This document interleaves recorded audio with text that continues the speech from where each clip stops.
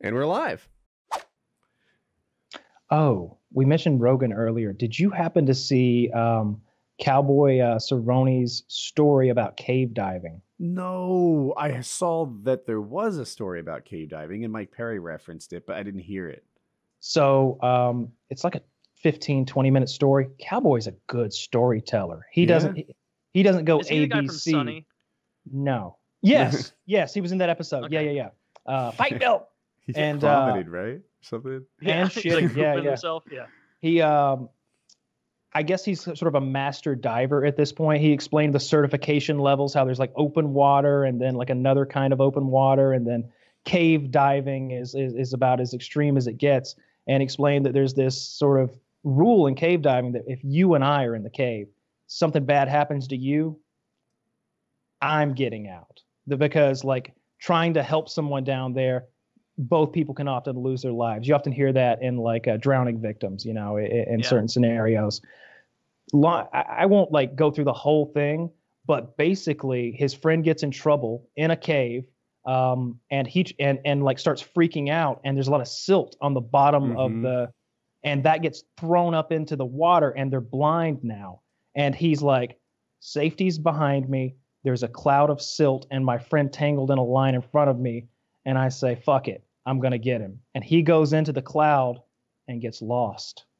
And so most of the story is about being blind in a cloud of silt, having no idea where he is in this cave, and talking and repeatedly referencing how much air he has left until he gets to the point where he's like, this is how I'm going to die. And he starts thinking about he's got like a underwater writing kit, whatever you call that, and he starts thinking about writing the letter to his daughter and his wife that he's dead. He starts thinking like, I'm not going to drown. That's not how I'm dying. But I do have like this little thing that has like 15 or 20 big breaths in it, that I like a spare thing, and I can use that, and I can just rebreathe the same air until I go unconscious, and I can just go out that way. And then he's like, no, you're a fighter. You're a fighter. You're gonna figure it. And he like goes through. It's a great story. Joe doesn't say a word. Joe is just like spellbound through the whole thing. It's excellent. I feel like. And like I could be wrong, but it seemed like Cowboy was about to cry at a couple points during the story. Very good story. Great great episode of Rogan. Is he way too big to come on PKA? I bet that'd be Cowboy? fun to try. Yeah. I don't know. Maybe he might come on. He's a really cool fighter. He's one of those fighters who he isn't the guy who has like the perfect record. He isn't. But he's the guy who fucking shows up and gives it his all. Like that Nate Diaz fight where. You know, but Cowboy's getting destroyed by a better opponent than him. So yeah, go Nate ahead. Diaz is gangster and he's game and he shows up and he often kind of does like a psychological warfare with his opponents ahead of time. He hates them. And when you get into a fight with Nick Diaz, you're not entering into a sporting match like you are with a lot of people. You're getting into a fight and he's going to hate you all the way through it. And Cerrone, I remember leading up to this, was game, right? Nick Diaz is flipping him the bird. He's saying, fuck you. And Cerrone is like, fuck ye, fuck me, fuck you. You don't understand. Cerrone thinks he's going to win. And I loved it. The whole lead up to it, Cerrone is like, no, man, fuck you. You know, and they're just equal powers and their physiques are very similar too. And they're just, like you don't know how this is going to go. And at the start of the match, they're like angry at each other. They're flipping each other off and no one is giving an inch. 2 rounds in, it's clear Nate Diaz is winning this fight. It's rough. Any normal person would be looking for an exit sign. And Nate Diaz across the octagon flips off Cowboy Cerrone. And he goes, yeah, you're right. And then he goes out there and tries again. And it was so courageous. I loved it. Yeah, he's there to fucking entertain you, and he knows it, and so he does it. You know, like he could have given up his neck in that previous round and gotten the fight over with, but he comes back out like a real warrior and just took an ass beating for our entertainment pleasure. Yeah, I mean, that is their job. He's a tough guy. Yeah, well, I don't even. A lot of them don't see it that way. If you ask Tyron Woodley if his job is to take ass beatings for our pleasure, he would say his job is to make as much money as he can and win. It's not about how you get there. It's about where you're going.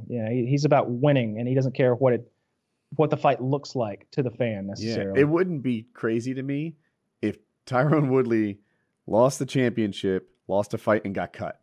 Because nobody wants to see Tyron Woodley. The UFC doesn't like him. Of course, Dana said that word for word. He's like, who wants to see this guy fight again? Yeah. That's his champion. That's his champion. This champion who's just spent the last 10 rounds avoiding fighting. Yeah. I didn't understand the 10 rounds remark at first, but yeah, you're absolutely right. It's Darren Till. Is that who he's fighting? Yeah, English bloke. He apparently started cutting weight days and days ago. I saw him today. Lean. He looks too lean. Oh, you think? Okay, I could be. I don't know. I'm not an expert, but I just go off of what I read and what people say. And Chael seemed concerned that he's cutting that much weight. He is an expert. Yeah.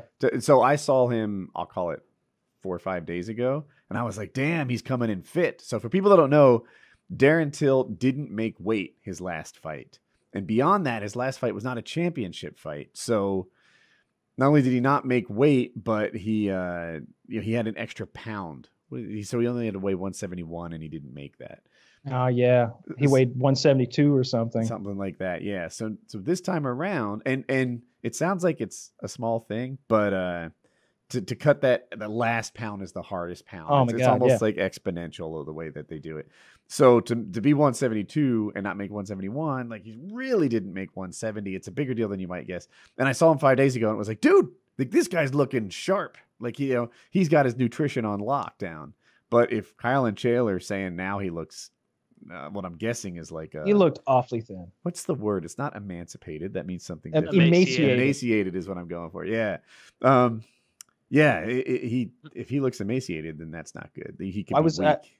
I was I don't remember where I read it recently, but they were discussing how one of the things about a hard weight cut is the dehydration, and it's your brain has less liquid, and so you're more vulnerable to a knockout because there's less cushion in there. And I started thinking how that could definitely come in play with the McGregor fight. I feel like Khabib supposedly walks around at like 195 to 205, and he's cutting to 155.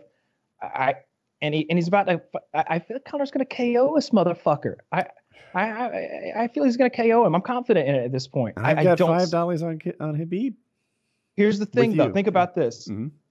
Habib can take him down, sure, mm-hmm. but he finishes a third of his fights. He finishes a third of them. Just because he takes Connor down doesn't mean it's over. He might be like, "Hey, you wish you could get up, don't you?"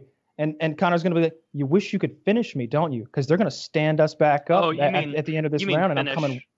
Like knockout. Yeah. Like or he'll. Yeah, I don't see that happening. He It's interesting. Connor's going to get stood up a couple of times, and all he's got to do is hit him once. It's interesting to me that Khabib hasn't developed his submission game more than he has. For people that don't know, this guy gets you down, right? A lot of times the grapplers, like they come in, they're great grapplers. They have a reputation for that. And then they get up against a guy who knows all you're going to do is grapple and they can't take him down. They just do everything they can to avoid getting taken down, and they succeed at that. Khabib somehow still takes you down at will. This guy hits 7, 8, 12 takedowns in a match. He suplexes good fighters and he's great at taking people down. But for some reason, hasn't really worked on his arm bars and strangles. He puts you down. He punches you kind of ineffectively for 25 minutes. That's his game. And it's just odd to me that, he doesn't go for subs more than he does. He missed a lot of takedowns versus Al Iaquinta, like especially in the later rounds. It seems like he hit maybe less than a third. I just don't see this guy beating fucking McGregor. McGregor looks good too. I saw some photos of McGregor today. I think someone linked me. He looks fucking lean and powerful. Looks motivated. I'm super psyched. I'm super psyched too. And so McGregor, he does look good. He always seems to look good. Even when some fighters look bad in between fights, McGregor always seems to look good in between fights. Doesn't mean his cardio is good, but he's just lean and strong looking all the time. But man, when was his last fight? 2016? Yeah, something and like if that? You're not gonna, if you don't count the boxing match, yeah, it's 2 years now. I think that hurts him. He's fucking mental warrior, man. I think ring rust is in the head, not in your hands. I wish that betting were fucking legal in my state, and because like I said, I don't want to bet like even money. That doesn't seem fair, but I would take those fucking odds for sure. I put. Oh, is he the underdog right now? McGregor's underdog plus 140. Okay. So I would definitely, I'd put 200 on that. McGregor to KO him, and I'd love to get in on the little prop bets or whatever they're called, like KO in round 1.